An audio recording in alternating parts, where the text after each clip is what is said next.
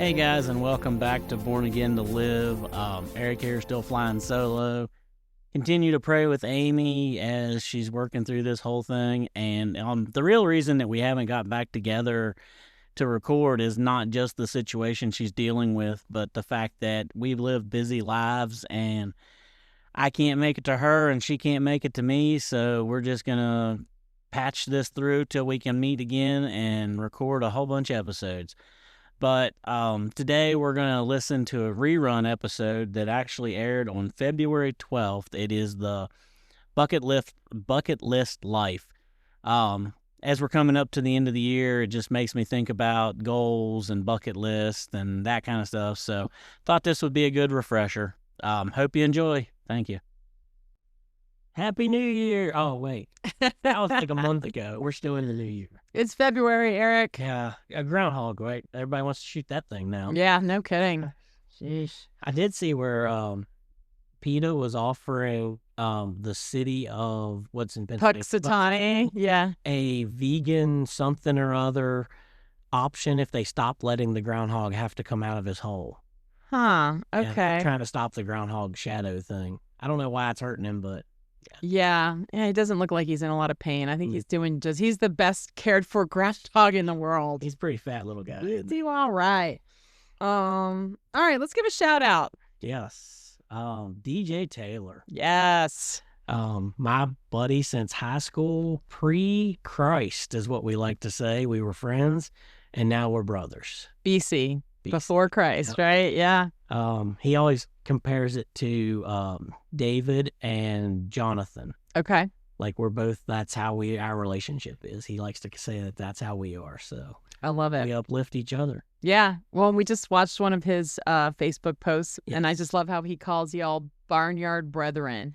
And he's out there farming, and he's like chopping up the ice in his water trough with an old axe. It's awesome. Like, just love seeing that just raw and real version of you, DJ. So Yep. we love you. He preaches at Walnut Grove Church of the Brethren. So that's where the brethren, barnyard brethren.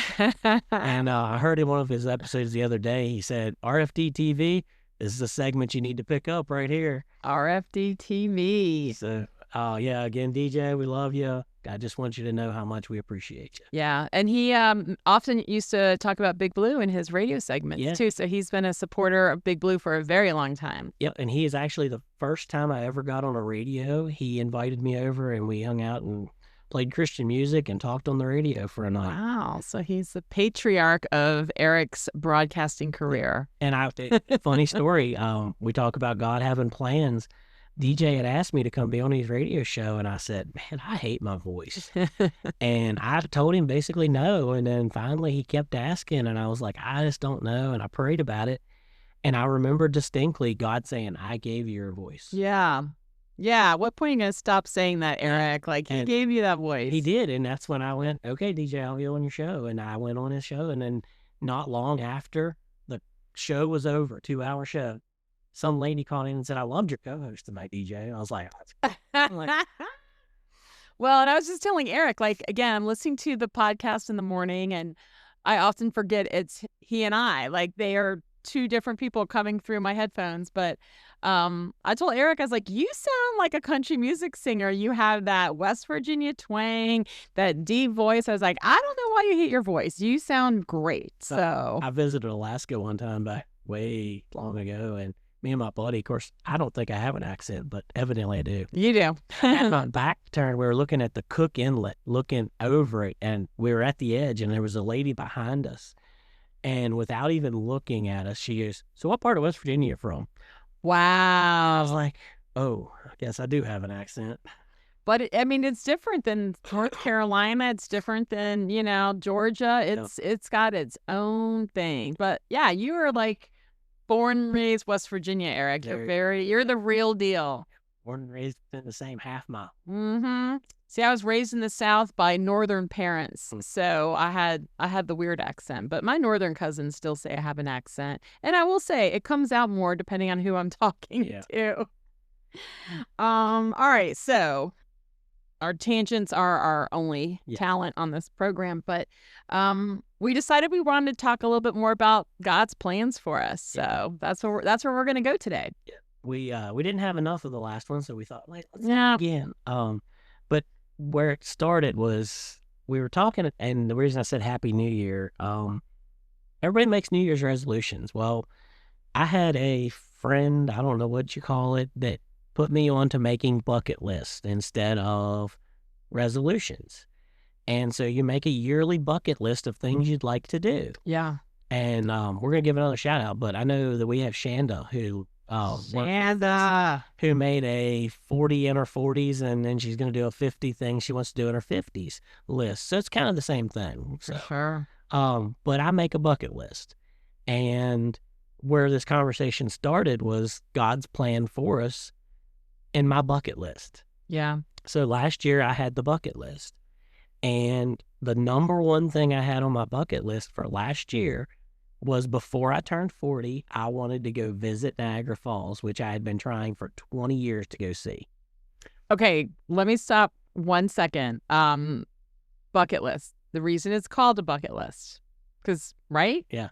If people Things you want to do before you kick the bucket. Yes, yeah, that's why we call it the bucket list. And there's a great movie about that. Have you seen it? It's a good movie. So, okay, all right. Just want to make sure that all the listeners are on the same page. Okay, so you have this dream to go to Niagara Falls in your 40s. That was before I hit 40, I wanted to see it. I had planned to drive my motorcycle there once, never got to.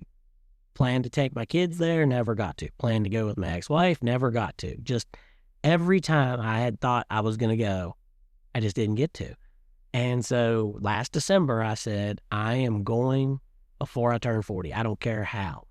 And I started the process. I went and renewed my passport because it had been 10 years since I used my passport. So I was like, I'm going to renew my passport. And that gets us to about March. And my passport had just been sent off. And I was like, all right, I'm settling down and I'm booking this trip. So I got to where I had the dates picked out. I was going over, I believe it was like the 4th of July area around that time. And I was like, all right, so I got everything done. And everybody said, stay in Canada because it's the prettier side of the falls. I was like, all right, so I'll stay in the Canada side. So I book an Airbnb. And as I'm booking it, it says, what's your passport number? Oh. And I didn't have it because it was sent off. Yeah. And the group we work with, Big Blue, was getting ready to have their annual retreat. We do 2 retreats a year. We do every 6 months, just about. Yeah. Where we get together and plan the next 6 months. Yep. And so I couldn't book my Airbnb, so I was like, I'll just do it later, because I planned to drive up, and it was all right. I'll do it later. Well, we get together at the core team retreat, and it's my idea from the year ago to do a missions trip. And I was like, I'm adamant that this year we need to do it. And my goal was to take juniors and seniors in high school on a missions trip before they graduate from Big Blue every other year. Yeah. So it was my plan, but I didn't really think it was going to happen because the year before it didn't happen. And we all voted that, yes, we were going to do it this year. And so we pulled up this organization, YouthWorks, which is where I decided that we were going to use because they were a really good-looking group of people to do this thing through. And they're like, well, read off the list of places to go. And so I go through these places, and I had narrowed it down in my head to 2 locations. One was South Dakota. Okay. And the other was Niagara Falls. And the only reason I put those on there was because they seemed the most practical and exotic. Okay. Of the destinations. One was like Charleston, West Virginia. Right. Not that North far. Carolina. Yeah. It was like these kids, you're taking them for an experience. Yeah. So why not see a cool landmark? Like you would go to South Dakota, you would get to see Mount Rushmore. Yeah. These somewhere completely different. And it was an Indian reservation. So I was like, oh, that's my choice. Okay. That was my choice. I tried to push for South Dakota. But everybody said it was like a 2-day drive. Yeah. And they're like, well, that's a long ways. And our first time. And so the group voted for Niagara Falls. And which I thought was really cool. But then I got voted to be the leader of the thing. So the surreal part was for me is when we were on this trip and I'm on my missions trip, it come to my realization that a trip that was going to cost me thousands on my own didn't cost that much for the trip. And the experience was way better than if Yeah. I'd have went on a vacation up there, because I got to help people. I got to see God move. I got to witness somebody into being born again. Yeah, you sure did. And I got to go see all the sights that I was going to see on my own. I did the Maid of the Mist. I did the walk right underneath the falls. I can't remember now what it's called. But anyways, you go right under the fall. I got to see all of that, do all of those things. I got to go to the Canada side because Shanda went with us, and she's like, Eric, just go. You've never been, just go. So Yeah. I spent the evening over on the Canada side just hanging out. Yeah. And when I came back, I just thought, God, you did so much better than I could have done, For sure. because you had a plan, and I glorified you through that plan instead of me being selfish and being like, I'm just going on vacation. Right. Which there's nothing wrong with that either. But I do love how God just, we talked about the desires of your heart, and we read from Jeremiah a few episodes ago about how, for I know the plans I have for you, right? So I'm going to read both of those scriptures here in a second. But the first one comes from Ephesians. And to me, like, this is what, and I know I've quoted this one before too, because I always go back to it. My hardest struggles, I'm always like thinking that God does this for me. He does this for everyone. But it is Ephesians 3:20. And it says, now to him who is able, which they're talking about God, to him who is able to do immeasurably more than all we ask or imagine, according to his power that is at work with us. To him be the glory in the church and in Christ Jesus throughout all generations, forever and ever. Amen. So him who is able to do immeasurably, meaning you can't measure it, right? More than we can ask or imagine. So this is the perfect example of this is how this plays out, guys, in Eric's life. I've always wanted to go to Niagara Falls, so I'm going to book a trip and go. And then God's like, no, I'm going to do way more than you asked for or even wanted in the first place. You didn't even know what you wanted until I showed you what you wanted, and more than you can imagine. And so, like you said, you got to see the sights, which was your kind of only goal in the original dream. And you got to be the dad to the kids that were on that, these 3 amazing teens. Yeah.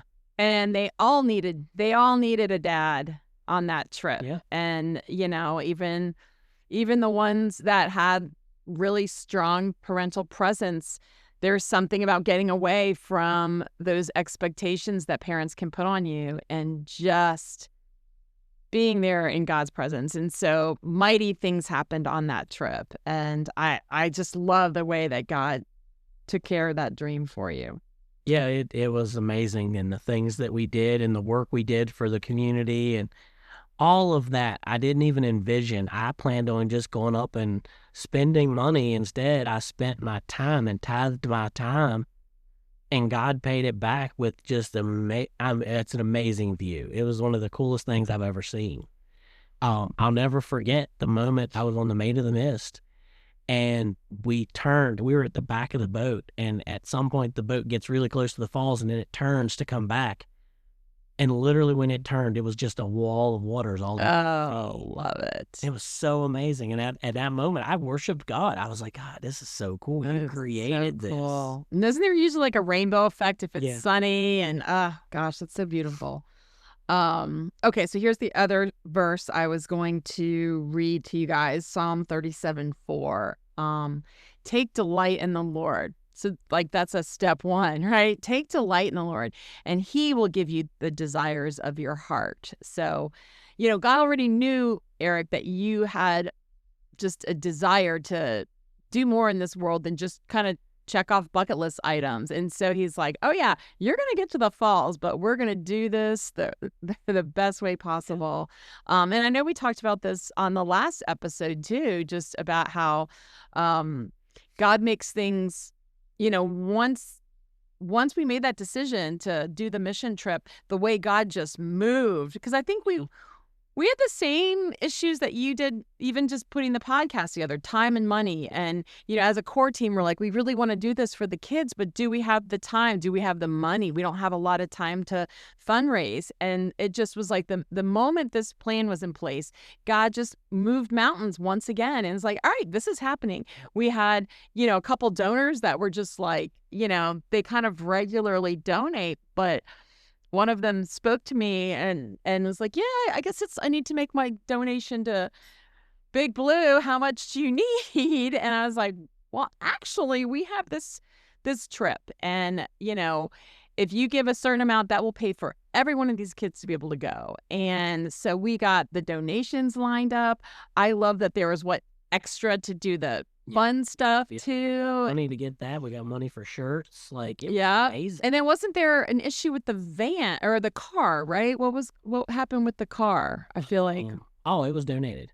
Okay, like a rental van or something. Yeah. We got a rental van and actually it was donated. Well, most of it was donated. Yeah, that's so. I mean, that is how God moves. Like, if you're wondering if God's in on something, when it is just effortless, almost to the point of ridiculousness, like, that's him. That's his, like, oh, yeah, I'm... Well, the first fundraiser we did, we had a yard sale and barbecue. Yeah. Where I launched my business. That's right. And we were blessed so much in that day that I think we got like half of the money we did that one day. We did. With a yard sale and a barbecue. Like, it was so great. So great. Yeah, I mean, God was working then too, right? Like, hey, Eric, while we're working on this one bucket list item, oh yeah, there's also that thing about your barbecue career that we're also going to just kind of get started. But yeah, we mentioned Shanda earlier in the program, and there's not a lot of people I will get up at 6 a.m. for, but, Miss Shanda has got boundless energy.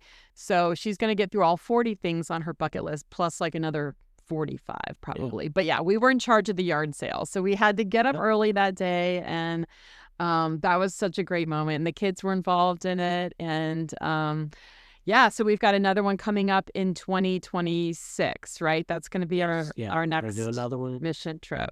Yeah. We're still fundraising if anybody wants to help with that. Always. We're still fundraising for the next one. But the reason we're talking about this today is that verse where it says he'll give you the desires of your heart. Write them down. Yeah. Make your bucket list. Yes. It doesn't have to be a yearly bucket list, 40 in your 40s or any of that. Just write down what you want and pray over it. We've talked about prayer. Like, God, this is what I would like to do. It could be, I want a house. It could be, I want a new car. Pray about your desires, and God will give you the desires of your heart if it's in his will. Now, we're not going to, some things we can't control. Yeah. But if you give it to God, like, he can take it and then he can make it way better. Yeah.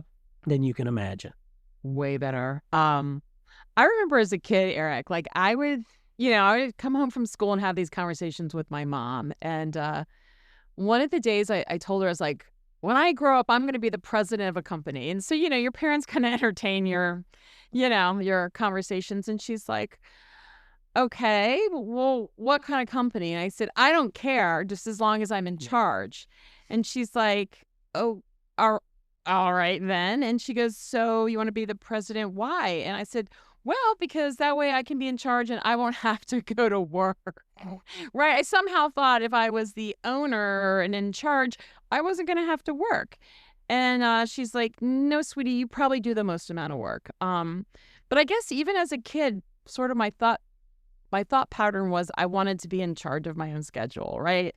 And so God knew that about me, well, from the beginning, but I kind of learned that about myself, is like I always wanted to be the one to say yes and no to things and direct my steps. And anyway, I work for myself now, which is amazing because there's no way I could do the other things that God has called me to do without having that flexibility. And so that was just, that was like a desire of my heart from the time I was very young and didn't even know why.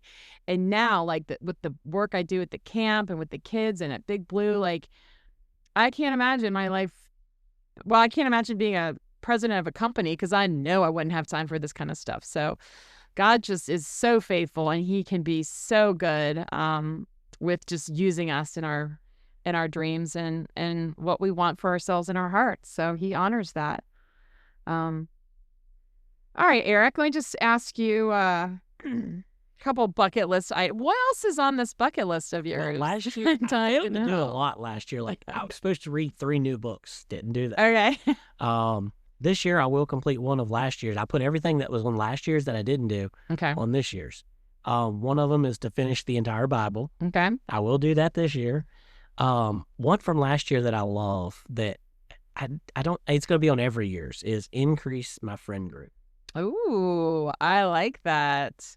And it's interesting. Sometimes to increase your friend group, you have to decrease it first. I actually did. I right? lost somebody that I put on probably the year before, but this time I increased my friend group again this year. And I host barbecue parties. Last year I wanted to continue that, and I didn't. So this year it's back on the list. I love that. I've had a dream for a while to do a badminton party. Like, that is my favorite summer thing, is badminton. And so I have this dream to formulate the Intercontinental Backyard Badminton Association. Nice. I want like a logo and badge and everything. But anyway, just make it a good old backyard badminton party. That's something I've always wanted to do. I think this is the Shanda episode, but shout out to her once again. We work with her at Big Blue. We volunteer with her.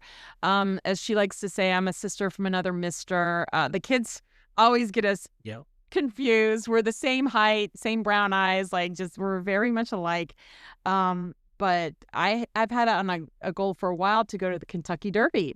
It's that thing that you got to do, and she has family out there. And so we are going to make that happen this year. We're going to get the big old hats and go to Kentucky Derby, and I will get back to you on how that goes. But, and I have some really big goals too. Like, I want to go back to Japan. I was born there on an army base when my dad was over there, and I've always wanted to go back. My mom talks about hiking Mount Fuji when she was pregnant with me. So I would love to go to Japan and hike Mount Fuji. And then some of the dreams I feel like I've had in my heart, God showed me better dreams, right?